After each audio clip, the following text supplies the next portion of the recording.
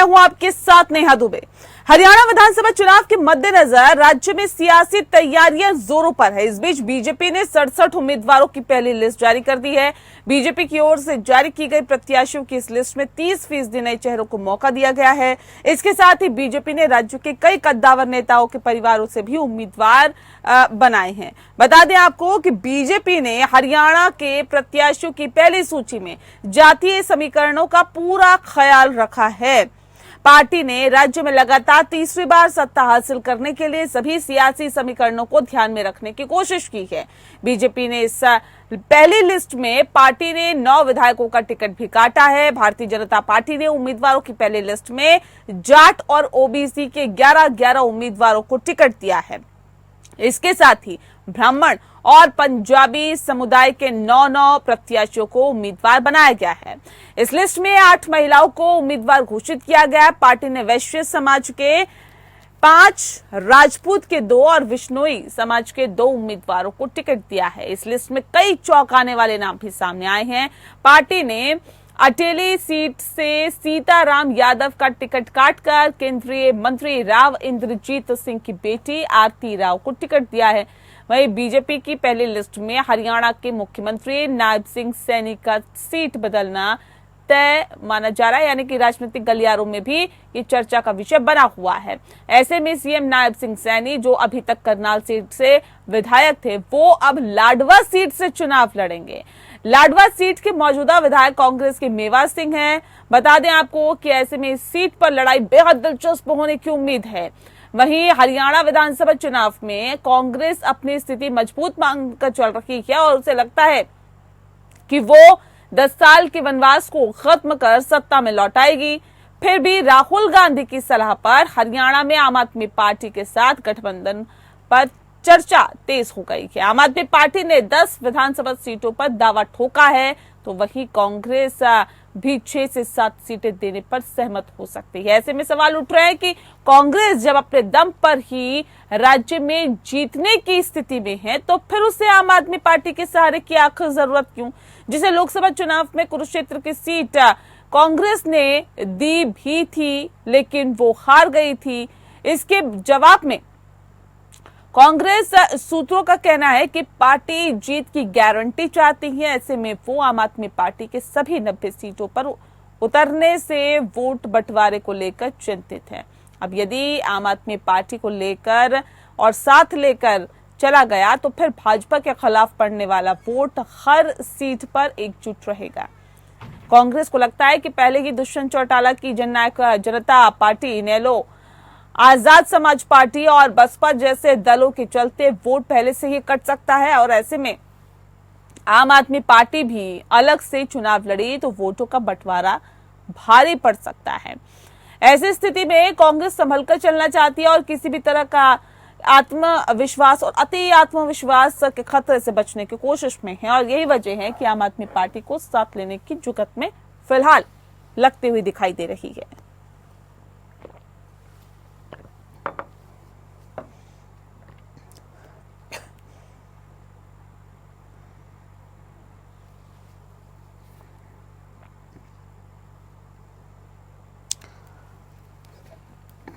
और चलिए इस विषय पे हम तफसील से चर्चा करेंगे। खास मेहमान हमारे साथ मौजूद हैं, उनसे आपका परिचय करा देते हैं। इस वक्त हमारे साथ राम राज्य शर्मा जी, प्रवक्ता हैं भारतीय जनता पार्टी के। बहुत स्वागत है सर आपका। हमारे साथ वेद प्रकाश विद्रोही जी जुड़ गए हैं, जो कि प्रवक्ता है कांग्रेस पार्टी के। सर बहुत स्वागत है आपका। और प्रदीप नरूला जी इस वक्त हमारे साथ जुड़ गए, राजनीतिक विश्लेषक है। सर आपका भी बहुत स्वागत है। इस खास कार्यक्रम की शुरुआत वेद जी आपके साथ ही करते हैं। सवाल इस बात को लेकर, सर आप लोग तो जीत का दम भर रहे हैं कि इस बार हरियाणा में कांग्रेस की सरकार, इस बार लोग हाथ के साथ होंगे, लेकिन फिर आम आदमी पार्टी की जरूरत क्यों आन पड़ी आप लोगों को? क्यों लगता है कि गठबंधन के साथ लड़ना है? नेहा जी, आपको और साथियों को नमस्कार। जी जी।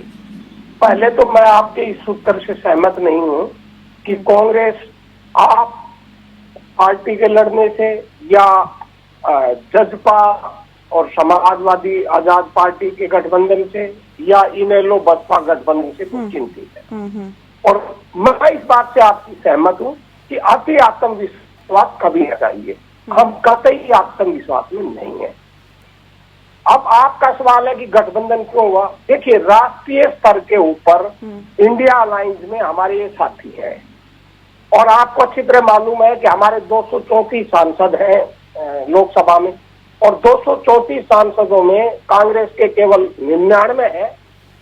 बाकी सभी जितने सांसद हैं लोकसभा में सभी दलों को, वो भी सर्वसम्मति से राहुल गांधी को विपक्ष का नेता मानते हैं, अपने पूरे गठबंधन का नेता मानते हैं।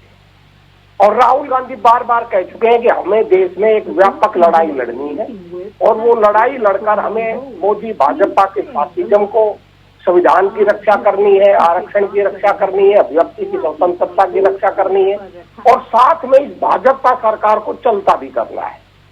तो उस स्थिति में स्वाभाविक है हम विपक्ष की व्यापक एकता को बरकरार रखना चाहते हैं। कांग्रेस ने कोई पहल नहीं की। कांग्रेस के पास आप पार्टी, समाजवादी पार्टी का रिक्वेस्ट आई कि भाई हम भी आपके साथ चुनाव लड़ना चाहते हैं।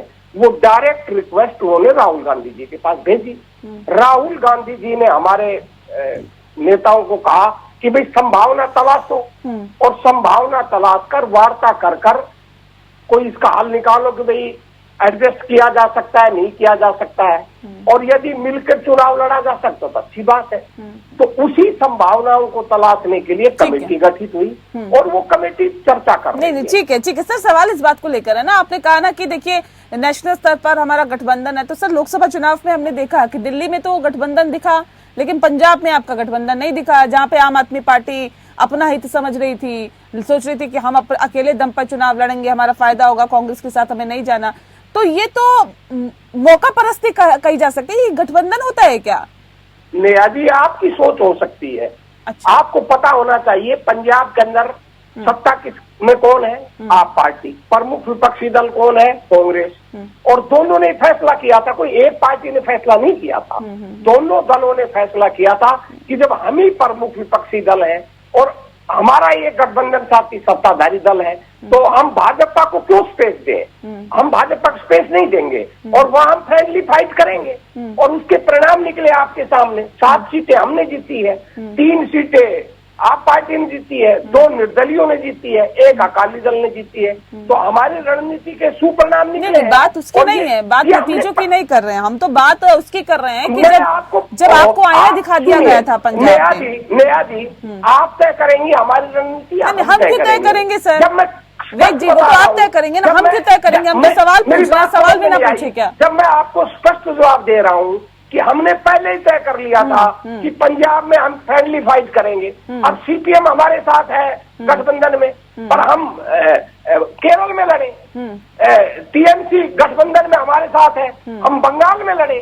तो वो हमारे नहीं, वो जब आप नेशनल स्तर पे गठबंधन की बात करते हैं तो मुझे मध्य प्रदेश की भी याद दिलानी होगी, जब समाजवादी पार्टी आपको कह रही थी आइए जरा उत्तर प्रदेश में हम आईना दिखाएंगे आपको। तो वो तमाम चीजें हैं सर, मैं नतीजों की बात नहीं कर रही हूँ, मैं तो उनकी बात कर रही हूँ जब आपको आईना दिखाने की बात की गई थी। जब आप गठबंधन की बात करते हैं ना, तो गठबंधन की एकजुटता दिखनी चाहिए। मैं स्वीकार, सुनिए, आप आईना दिखाइए, आपका अधिकार है। और मध्य प्रदेश में आप जो कह रही हैं वो सत्य है, हम आईने से नहीं भागते। अब मध्य प्रदेश में राहुल गांधी ने कहा था मध्य प्रदेश के नेताओं से कि भाई 4 सीट दे दो समाजवादी पार्टी को, परंतु मैं आपकी बात से सहमत हूँ। हमारे नेताओं ने बड़पोलापन दिखाया और बड़पोलेपन में गलत बातें कही। गठबंधन न होने से कोई झगड़ा नहीं हुआ था, झगड़ा बड़पोलेपन की बातों से हुआ था। तो वो स्वाभाविक है, जब आप बड़पोलापन दिखाओगे तो दूसरे भी आपको जवाब देंगे। चले, हरियाणा में तो जीत रहे हैं ना, ठीक है रामराज जी, बिल्कुल जीत रहे हैं, ठीक है रामराज जी शर्मा जी, सवाल इस बात को लेकर है। देखिए, तो कह रहे हरियाणा में 10 साल का वनवास हम खत्म कर देंगे, अब आएगी तो कांग्रेस की सरकार आएगी। देखो, वेद प्रकाश जी हमारे बड़े भाई हैं, आजकल ये दिन में सपने लेने लगे हैं।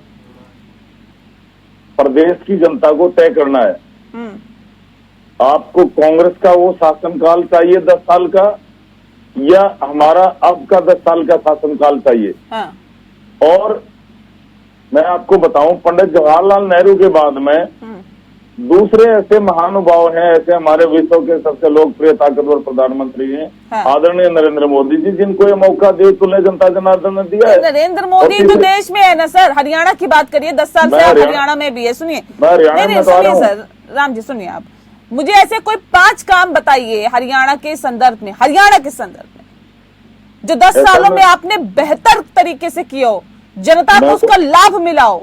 पहले आप बहुमत से थे, फिर बैसाखी पे आ गए, और अब क्या हालात होंगे वो जनता बताएगी, उसके लिए थोड़ा इंतजार करना पड़ेगा। 5 काम बता दीजिए। आप गिनो। सबसे पहला काम, पहले भर्तियां किस आधार पर होती थी? पहले ये वेद प्रकाश जी भी मेरे बड़े भाई हैं, ये भी बताएंगे आपको। पहले भर्तियां मुख्यमंत्री अपने क्षेत्र के बच्चों को नौकरी लगाता था। परिवारवाद, जातिवाद, भाई भतीजावाद, इस वाद के आधार पर नौकरियां मिलती थी। हमने इस वाद को तोड़ा। आज मेरिट के आधार पर किसान मजदूर का बालक, गरीब का बालक बिना खर्ची बिना पर्ची के तलाश में अफसर लग रहा है। ये अपना आप में गौरव की बात है, ये हमारी सरकार ने किया। दूसरा, पहले मुख्यमंत्री अपने क्षेत्र से बाहर विकास कार्य नहीं करवाता था, वो भी उसकी पार्टी के जहां एमएलए होते थोड़ा बहुत करवा दिया। हमने समान विकास कार्य पूरे प्रदेश में करवाए, ये हमारी सरकार ने करवाए हैं। तीसरा, जो आपको मैं बताना चाहूंगा, ये किसानों के हितैषी बनने की बात करें। किसान की उपज का सबसे ज्यादा भाव हम दे रहे हैं, एमएसपी पे सारी फसलें खरीद रहे हैं। चौथा काम, किसान क्यों रोष में है? क्यों आक्रोशित है? क्यों किसान? पहले मेरी बात तो सुनो आप, मेरी बात। क्यों सड़कों पर है किसान? मेरी बात तो सुनिए आप। पहले इनके टाइम में क्या होता था?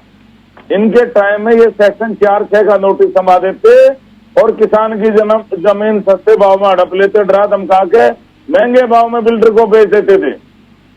आज बिना किसान की मर्जी के 1 इंच भी जमीन किसान की कोई नहीं हड़प सकता।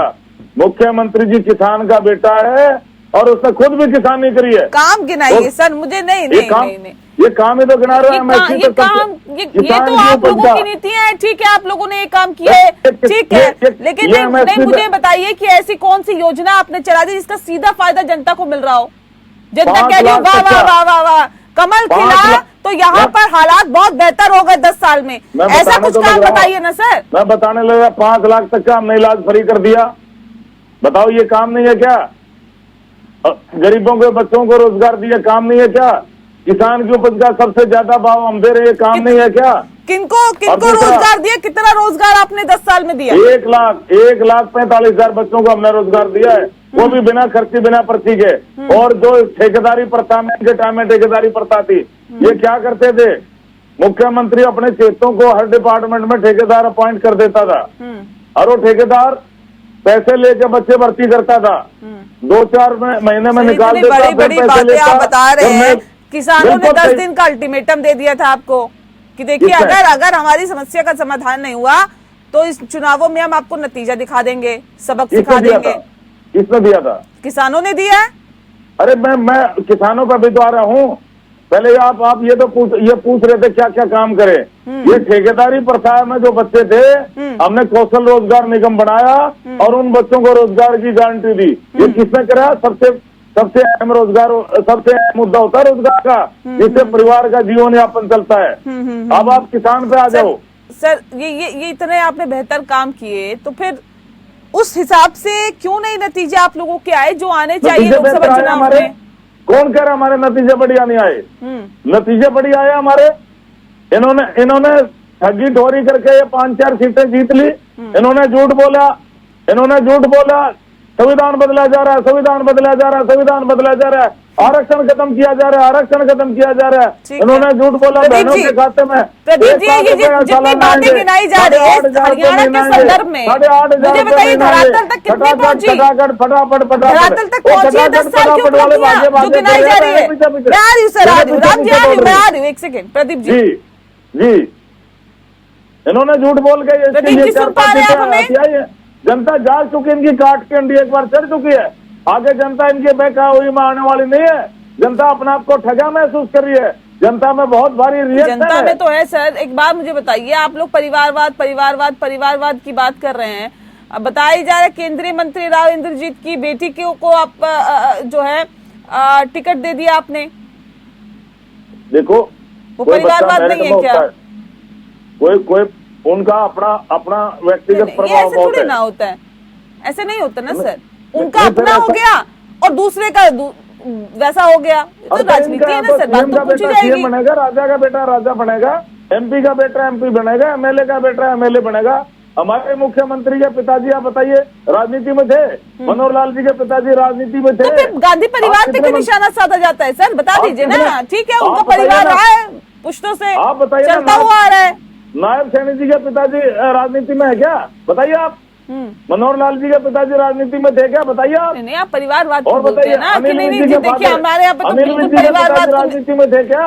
नहीं सर, या तो फिर देखिए बोले मत कि हम परिवारवाद की बात नहीं करते हैं, ठीक है, जिसको टिकट दी जा रही है दी जा रही है, या फिर हम पाक साफ है, ये तो दिखाना चाहिए ना।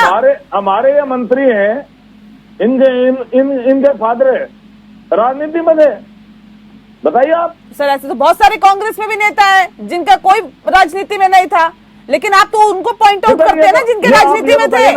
इनका मुख्यमंत्री चेहरा कौन हो सकता है संभावित। ठीक है, मैं आपको एक से प्रदीप जी, जिस बात का जिक्र अभी राम राज्य शर्मा जी कर रहे हैं, देखिए कह रहे हैं इतनी उपलब्धियां हमने की है, इतना हमने 10 सालों में काम कर दिए, धरातल पे पहुंचा क्या, लोगों को मिला क्या, रोजगार मिला लोगों को, सबसे मेन तो रोजगार, गरीबी, महंगाई, ये तमाम चीजें होती है, क्या क्या पहुंचा लोगों तक। देखिए नेहा जी, अभी बीजेपी की 67 प्रत्याशियों की लिस्ट बाहर आई है, और अगर इन्हें काम पे अपने इतना ही भरोसा होता तो 9 विधायक, 3 मंत्री और 1 पूर्व मंत्री का टिकट इन्होंने काटा है।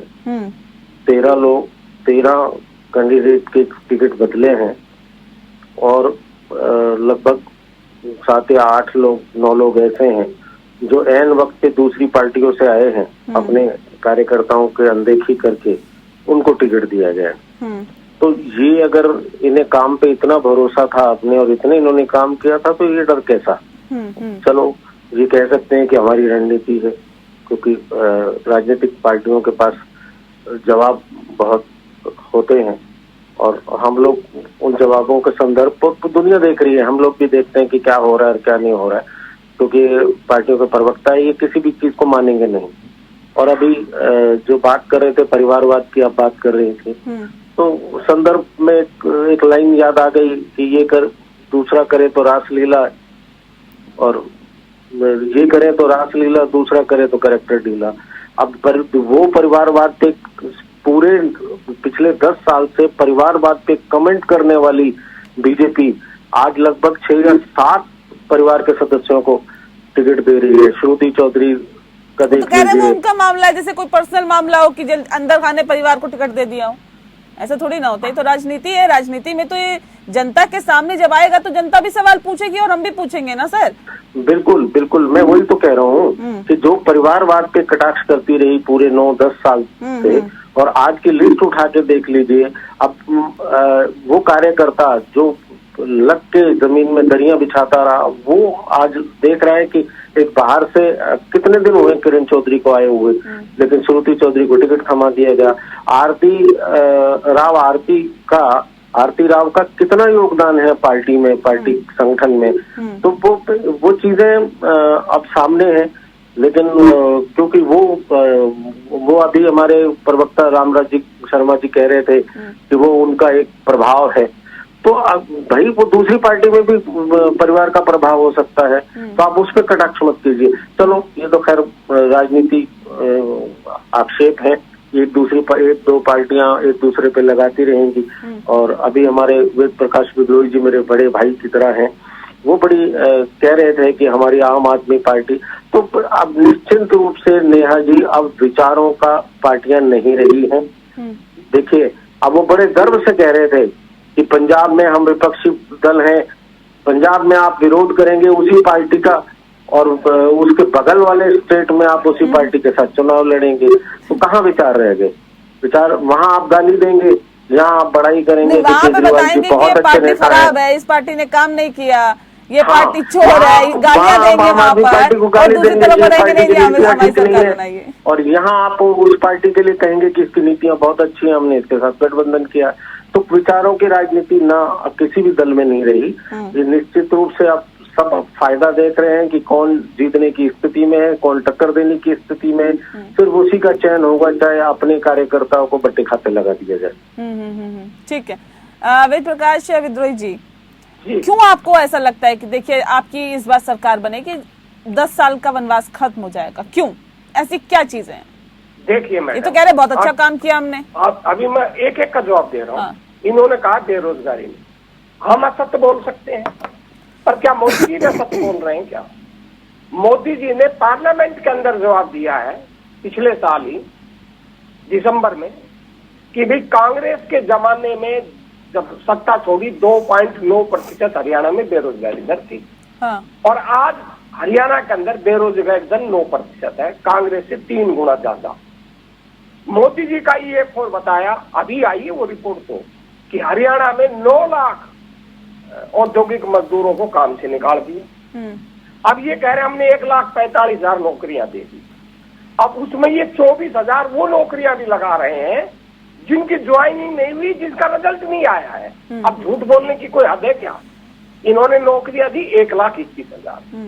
इन्हीं की सरकार ने बताया है विधानसभा के अंदर अब सितंबर 2023 में कि कांग्रेस के जमाने में एचएससी और एचपीएससी से 86,000 नौकरियां लगी। और बड़ी सुविधा से इस बात को भुला दिया कि हरियाणा में कांग्रेस के जमाने में एक अध्यापक भर्ती बोर्ड अलग था और पुलिस भर्ती बोर्ड अलग था। अध्यापक भर्ती बोर्ड और पुलिस भर्ती बोर्ड से भी 1 लाख कर्मचारी हमने नियुक्त किए थे, उनको ये भूल गए, उनकी चर्चा इन्होंने नहीं की। अब इन्होंने कह दिया कि हमने कौशल निगम में लगा दिए। कौन लगाए हैं? जो कांग्रेस के जमाने में लगे हुए कच्चे कर्मचारी थे अडोक बेसिस पे डीसी रेट पर, उनको ये लिया है कौशल निगम में। अब उनको झांसा क्या दिया मैडम? इन्होंने चुनाव से 2-3 दिन पहले एक अध्यादेश जारी कर दिया, चुनाव घोषणा से 2-3 दिन पहले अध्यादेश जारी कर दिया कि भाई जो भी कौशल निगम में लगे हुए हैं इन 5 साल पहले के, उनकी नौकरी 58 साल तक होगी, उनको हटाया नहीं जाएगा।